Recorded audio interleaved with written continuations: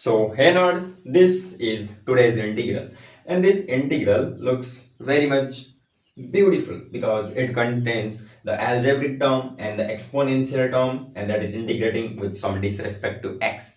So this could be an easier problem, and I bet you I would do under a very few moments. So in order to do, if you would apply this trick in your exam if you had this type of function, if there is an algebraic function, right? So what we're gonna do here is I put d and I, and always put your algebraic term below the d and the exponential term below the I. So d means differentiation of x squared and I means integration of e to the x. So whenever I first differentiated it, I get 2x, and again I differentiated it, I get 2, and lastly I get 0.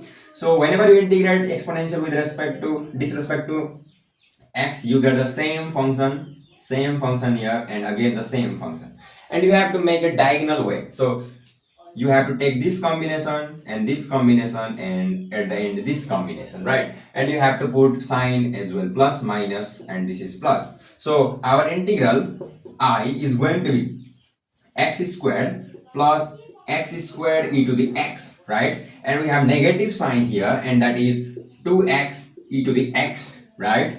And plus 2 e to the x. So what I'm going to do now, I would like to take exponential common, and I get x squared minus 2x plus 2 with some integration constant is my final result. So the integration, just the integration of x squared e to the x dx is nothing but e to the x squared minus 2x plus 2 with some constant c. So up to there, bye bye.